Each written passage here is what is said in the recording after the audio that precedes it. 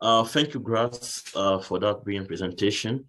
So now we're gonna start with the Q&A session. And before responding to people in chat, I'm seeing a couple of people have raised their hand. I don't know if two people. So I'm gonna allow Patrice Chibang to ask his question, and he can unmute himself now, ask his question, and so that we can respond to it before answering the questions that have been asked in the chat.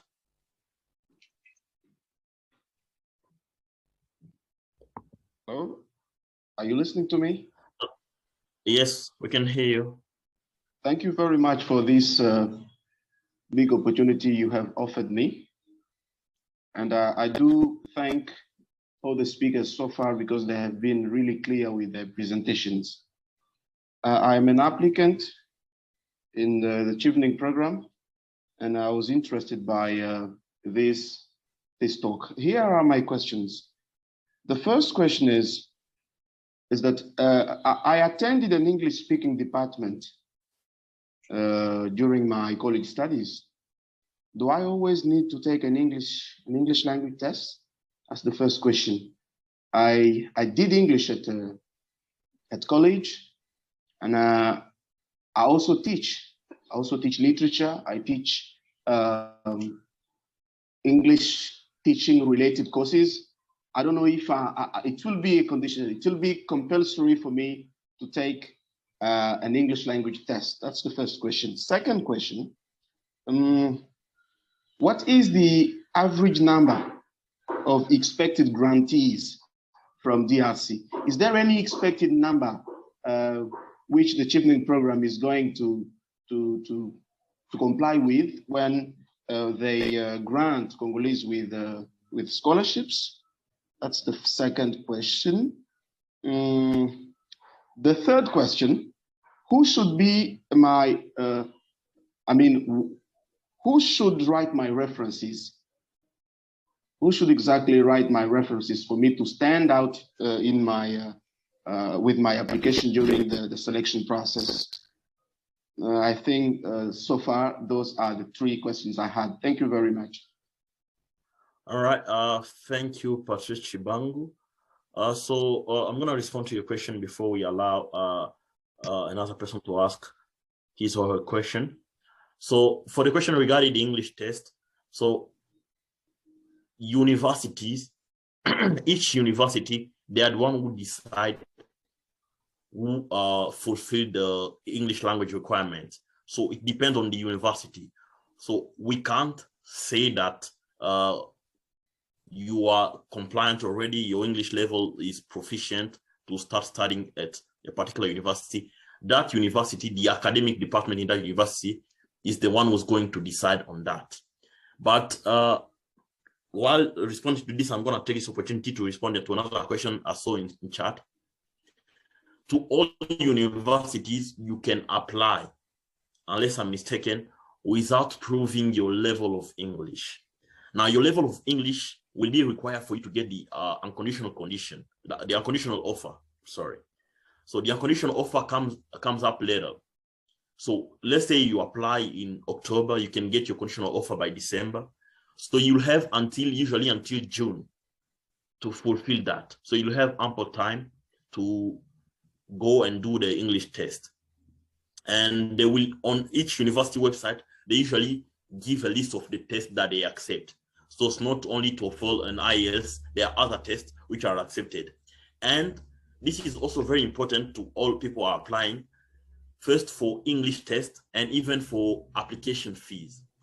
You know that some universities, even if they put the conditional offer, you can write to them because once they've given you the conditional offer, you will be in touch with their academic department or their admission department, and you can write to them and ask for a waiver. So if, for instance, for you, you say that I have this and this ability in English, I have this certificate, or I studied in an English-speaking country, that's the chance for you to say to them, could you waive this condition because I have this and that? And they can do it. It's open. some universities, they ask for applications usually around £70, so close to $100. So for that also, you can ask for a waiver for most universities, but it's not guaranteed that you'll get it. You can give out reason, whether it's you're in financial hardship and other reasons, and you may be able to get a waiver, but if you don't get it, you'll have to pay. But that's just one thing I thought you should know. So your second question was regarding, could you repeat it for me, please? Yeah, thank you. I wanted to know whether there is an average number of expected grantees for our country. Okay, on that, I can't provide you with a specific answer, but what I can tell you is throughout the world, I think there are more than 1,000 Chevening grantees every year. And for Congo, for the past 2 years, for me, I got the Chevening Scholarship in 2020. I think there were 8 of us. And after us, there was, I think, 9 people from Congo, and also Congo, Brazza, and République Centrafricaine. So I wouldn't be able to give you a number, a specific number. I would have to go back on you on that, but I know that at least close to 10 people get a scholarship every year between those 3 countries. So that's what I can give you on that. And your third question? Yes, I wanted to know whether there are specific people who should be my references. Okay, regarding your references, so there are here also I'd like to specify there are 2 references you need to provide. First, there is the references for your English, for your Chevening application. I think it's 2 references they ask. And there is actually a guidance for this on the website. They tell you who can be your reference, but usually it's either somebody who has worked with you, like a supervisor or your teacher. It can be depending on what you've been doing for the past few years. But what I would suggest is somebody, for instance, you're talking in your leadership essays and networking essays about people you've built relationship with, you've worked with. Those are the kind of people whose reference would seems to be of importance. So, but the guidance is there on the website. I think for any reference, you can't ask for a relative to provide or just a friend to provide a reference, because this is not what we were looking for. Chevening is looking for here. They are looking for somebody who can support basically your experience or what you've talked about in your essay, but just somebody you've worked with who's able to give a reference on that. And the second reference I was going to mention is the reference you'll be asked for every university you're going to apply to. Every university you're going to apply to is going to ask for a reference. Sometimes it's a professional reference, but more often they will ask for the academic reference, and sometimes the 2. So be ready, don't confuse the 2, but those are the two type of reference you might run into during this application. I hope I've been able to answer, respond to your question. Exactly. Thank you very much. Everything has been very clear for me. Okay. So there is another person here wanting to ask a question. He can unmute his mic. There is 2 people, and then we're gonna go. They can unmute their mic and speak, and then we're gonna go to the questions in chat. Go on. Thank you so much for the word. I wanted to ask a question about the academic background versus the experience that you have. Is it a must to have the same experience as the academic background? What does Chevening weight the most? Is it the goal, the academic background, or is it more about the experience that you have and how it connects to the career path that you're choosing? Because from the university, I got that sometimes you can choose a course that is not related to the background that you have, but what does Chevening put more emphasis on? Thank you. Grass, could you respond to this question, please? Yes. So it is possible to have decided to make a completely different path. You have decided to take a different path when it came to your career. So I think in this case, that's what I said. You need to be coherent throughout the whole process. I think Chevening puts more emphasis on your experience, what you've been doing. Your academic background might not be related to what you are doing now, but you should be able to explain that shift in the interview. And I don't think really it's an issue. The academic background could be completely different from what you're doing now. But now your goals, your future goals, should be related to what you're doing somehow. There shouldn't be too many disconnects now between the past, what you're doing, and what you're planning to do. And I think there are some disconnects that are also too huge.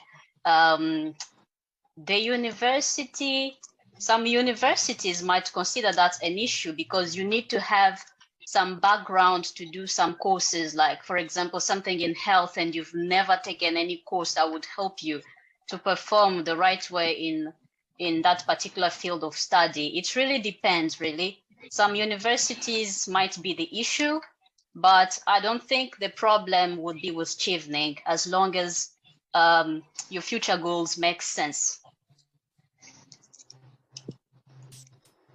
Okay, thank you, Grass, for that answer. We're gonna take one more question here, and then we're gonna go to the chat.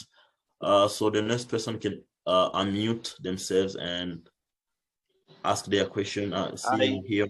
Hi. Can Hi. you hear me? Yes. Okay, I'm Luke from Congo Brazzaville. I'm in Brazzaville. I want just to thank for the opportunity you give to us. I did just to have I have just two questions. I want to need more explanation about the communities, because you explained that you meant to make something with your communities. I want just to know what do you mean by that, some example for us. And also, if you have already submitted now, actually, if you have already submitted, can you make some modifying on your essay if it's possible? It's my two main questions.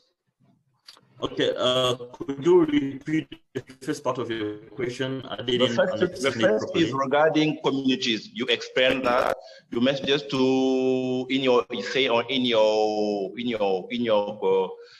profile to explain what is the studies you will do, what will make change with your communities.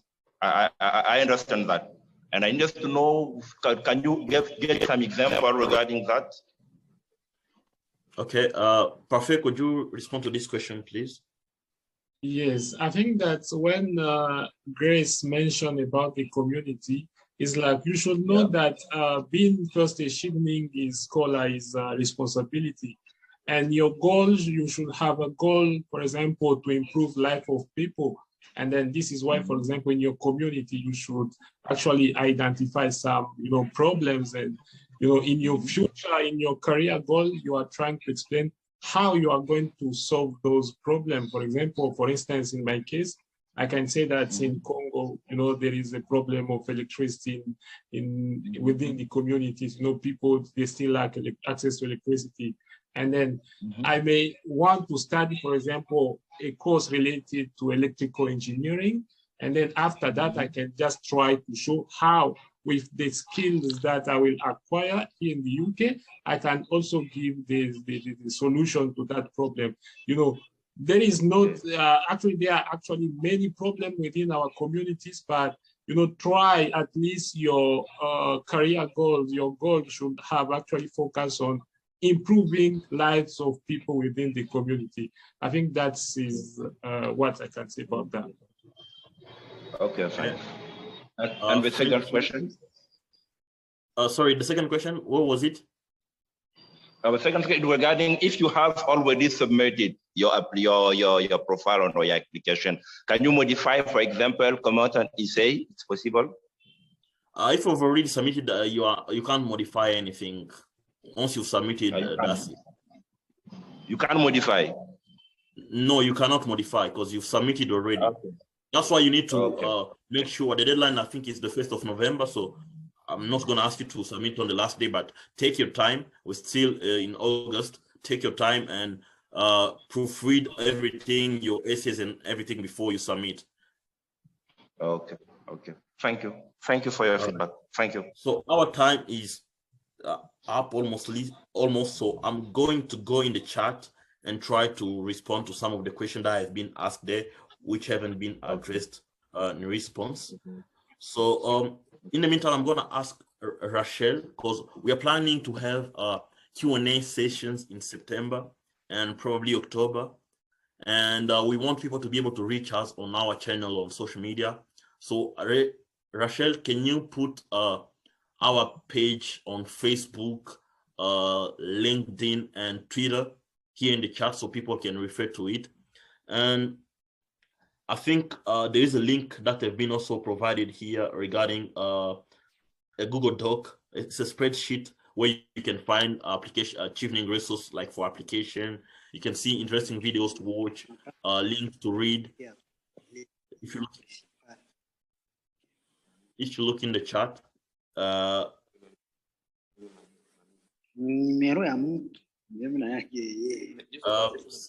somebody is speaking. Can he mute his mic?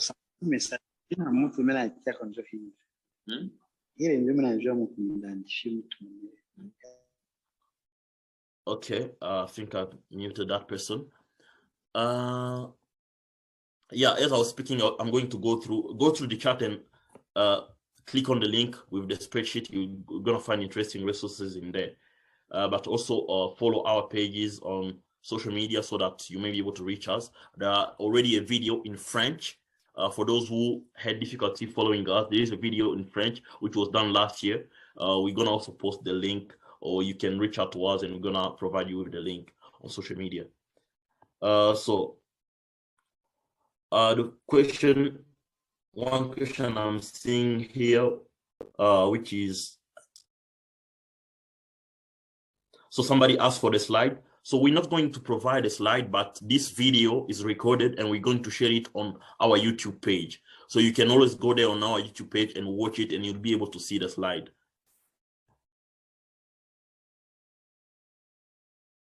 So regarding, somebody asked about this stipend amount covering all expenses. So this varies from year to year, and as inflation has gone up. So this is always adjusted by the Chevening Secretariat to meet all the needs that are students. But what I can say from my own experience is that it's enough, although it requires you to be disciplined with your budgeting so that you can cover all your expenses, but it should be enough.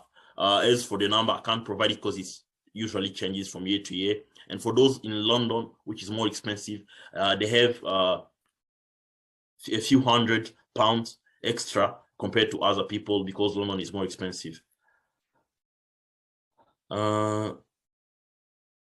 Somebody asking the leadership essay, should someone mention what's already written in the detailed CV? So usually in your CV, so we've talked about what you need to happen in your leadership essay.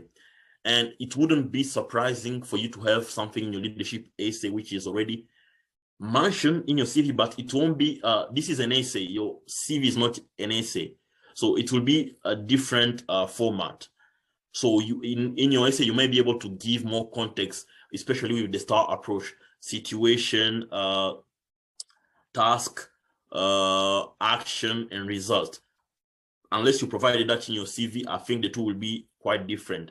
So I think you can, but follow the guidance on how you should write your essays. And if it happens to be similar to what is in your CV, I don't think that's an issue. But the most important part is to follow what's the guidance to how to write your essay, all we've talked about today.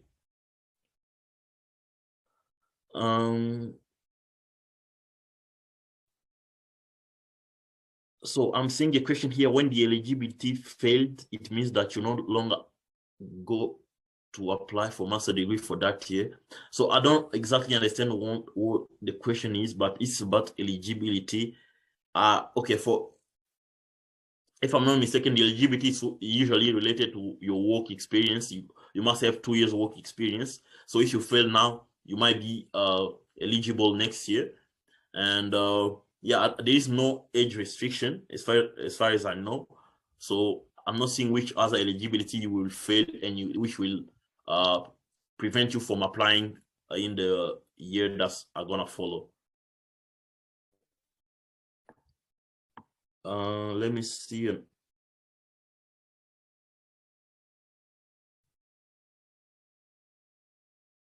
Is the application procedure universal? I mean, is it different for someone in Congo, in South Africa, for example? It's universal in the sense that everybody who's applying to Chevening is going to do the same thing, going to give their information. They have the same conditions, and they all need to write the 4 essays. So yeah, I would say it's universal in that sense. We've also posted a link for the WhatsApp group, which has been created where like people can ask their question. It's a mentoring WhatsApp group chat, and please be advised that in that chat it's only things related to Chevening, so don't post anything any other things which is not related to the Chevening Scholarship.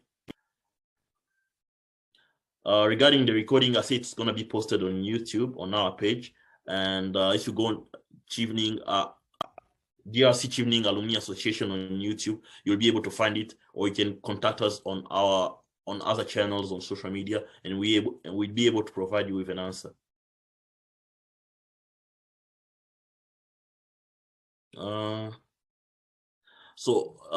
Is the applicant obliged to be in his home country for being eligible and for the phase of interview? No.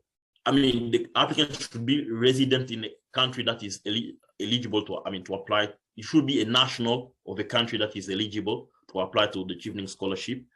But during the interview, it can be, so if it, for the past 2 years, 2-3 years, because of COVID pandemic, this has been conducted online mostly. So people have been able to do this interview from wherever they were located. But if it changes in the future and need to attend it physically, that's when you need maybe to travel. But I can't say for sure because I don't know how it's going to be next year. But if it's online, you are able to do it from whatever location you are, as long as you are connected to the internet.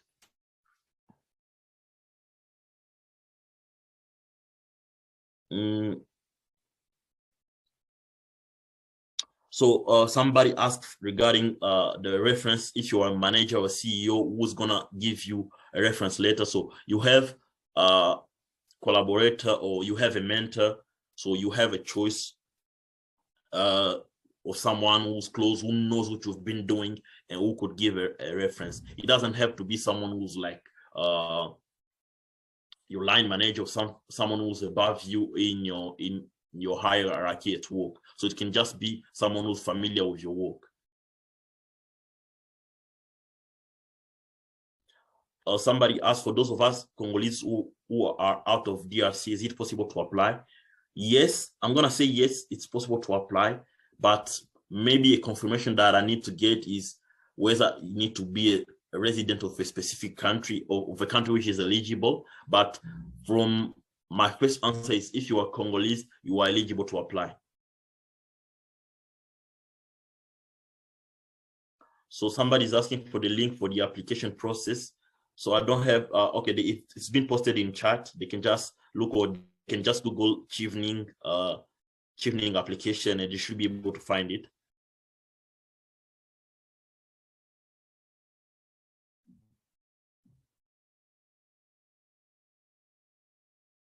So a question here from Congo Brazzaville.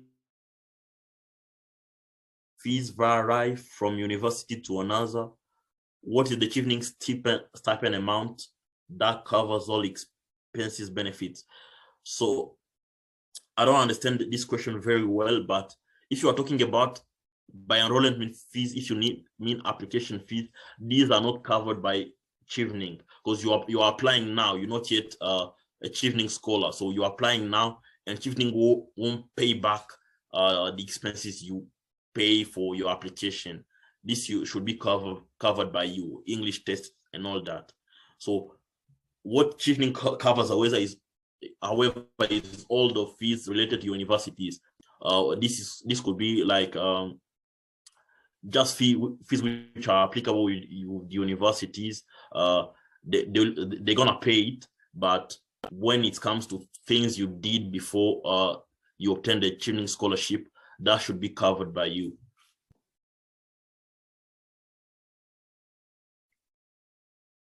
Can an applicant withdraw his application and apply again?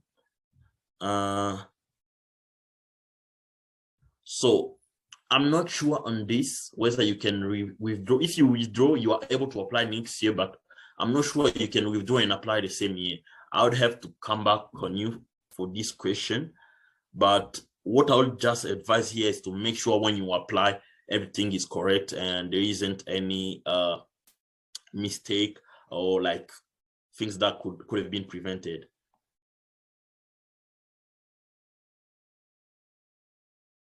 The name of the YouTube page has been asked and it has been provided in chat. So you can go on there and you find other resources that might be able to help you.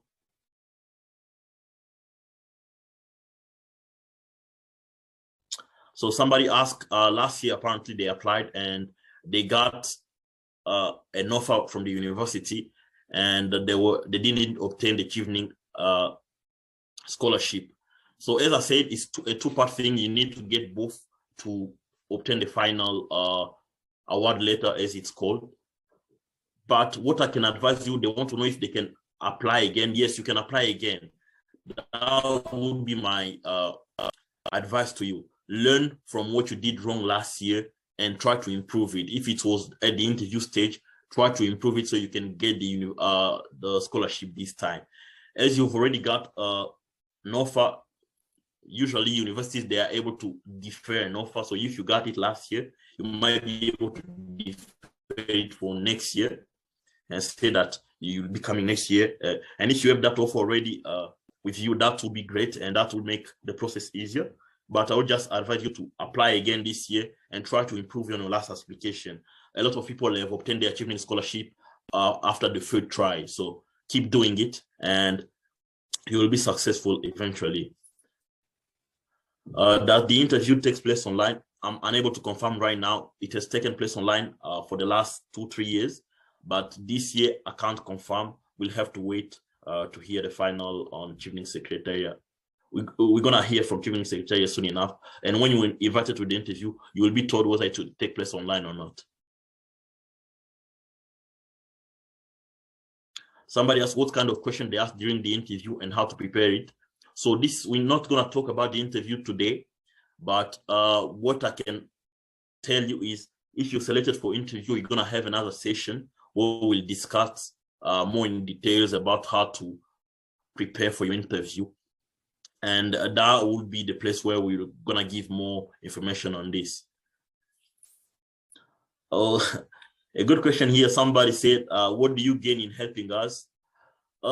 Nothing apart from the fact that we've been helped also to apply to the Chevening Scholarship, and we are doing as much as we can as alumni to help other people get this opportunity and help our countries, because the goal of the Chevening Scholarship is to help people from this country to go studies and develop skills that they're gonna come and apply in their home countries. So that's what we're doing. That's why we're doing what we're doing. We're not getting anything special from it, but the happiness and the joy of helping a fellow Congolese, a fellow citizen from Africa to also be able to obtain the Chevening Scholarship. As someone gave it successfully in the chat, it's our way to give back to our community.